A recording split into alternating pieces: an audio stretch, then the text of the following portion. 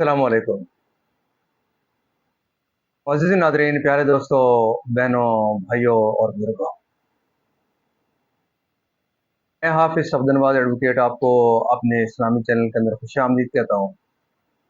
اور ہر روز کی طرح آج بھی ہم انشاءاللہ پارہ نمبر 30 سورہ علم نشرح کی آیات نمبر 1 تا 8 تک کی تلاوت، ترجمہ، تفسیر اور شان نزول پڑھنے کا شرف حاصل کریں گے۔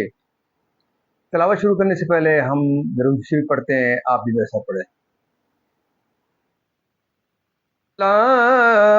اللهم صل على محمد وعلى آل محمد كما صليت على إبراهيم وعلى آل إبراهيم إنك حميد مجيد۔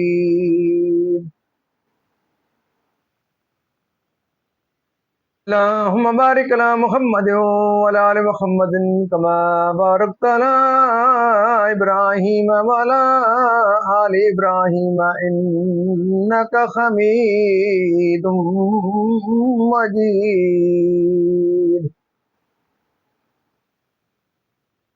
ما بعد، فأعوذ بالله من الشيطان الرجيم، بسم الله الرحمن الرحيم۔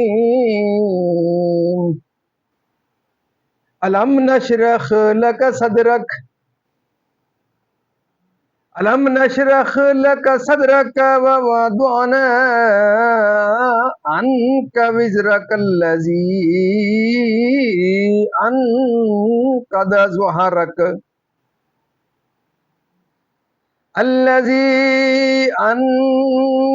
ظهرك ورفعنا لك ذكرك فإن مع العسر يسرا إن مع العسر يسرا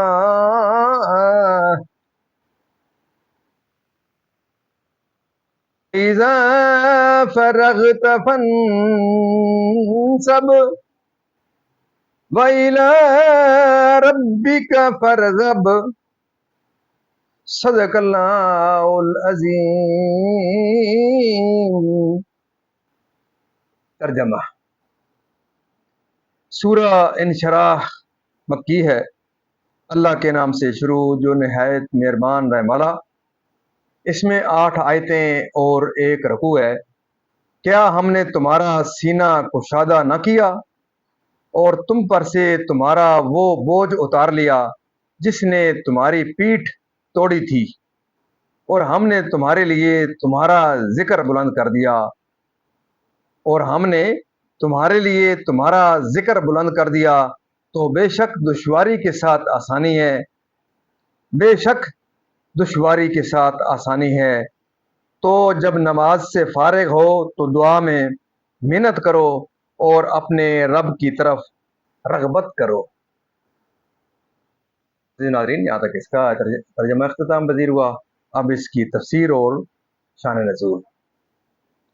سورہ علم نشرح مکیہ ہے۔ اس میں 1 رکوع، 8 آیتیں، 27 کلمے، 103 حرف ہیں۔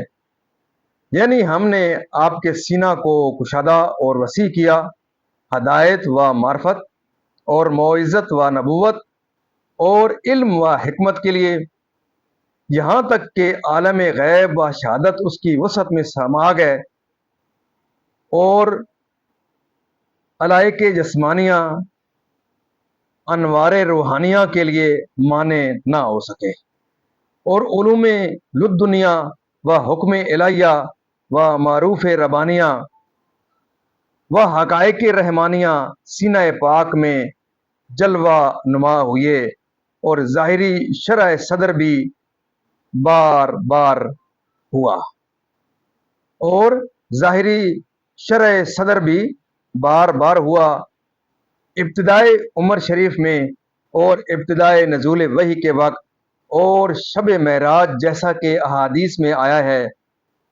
اس کی شکل یہ تھی کہ جبرائیل امین نے سینہ پاک کو چاک کر کے قلب مبارک نکالا اور زرعی تشت میں آب زمزم سے غسل دیا، اور نور و حکمت سے بھر کر اس کو اس کی جگہ رکھ دیا۔ اس بوجھ سے مراد وہ غم ہے جو آپ کو کفار کے ایمان نہ لانے سے رہتا تھا، یا امت کے گناہوں کا غم جس میں قلب مبارک مشغول رہتا تھا۔ مراد یہ ہے کہ ہم نے آپ کو مقبول و شفاعت کر کے وہ بار غم دور کر دیا۔ حدیث شریف میں ہے، سید عالم صلی اللہ علیہ وسلم نے حضرت جبرائیل سے اس آیت کو دریافت فرمایا تو انہوں نے کہا، اللہ تعالیٰ فرماتا ہے کہ آپ کے ذکر کی بلندی یہ ہے کہ جب میرا ذکر کیا جائے تو میرے ساتھ آپ کا بھی ذکر کیا جائے۔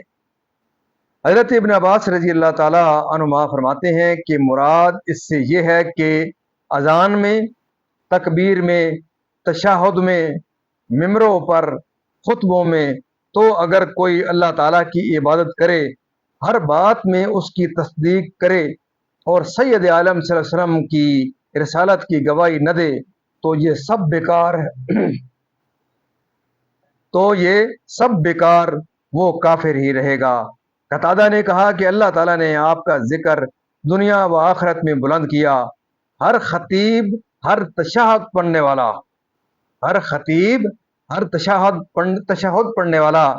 اشہد اللہ الہ الا اللہ کے ساتھ اشہد ان محمد رسول اللہ پکارتا ہے۔ بعض مفسرین نے فرمایا کہ آپ کے ذکر کی بلندی یہ ہے کہ اللہ تعالیٰ نے انبیاء سے آپ پر ایمان لانے کا عہد لیا، یعنی جو شدت و سختی کے آپ کے مقابلے میں برداشت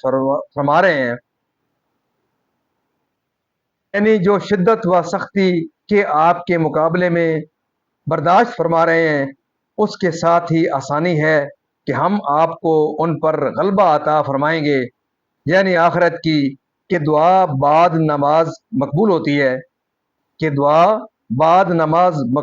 ہے۔ اس دعا سے مراد آخر نماز کی وہ دعا ہے جو نماز کے اندر ہو یا وہ دعا جو سلام کے بعد ہو، اس میں اختلاف ہے۔ اسی کے فضل کے طالب رہو اور اسی پر توکل کرو۔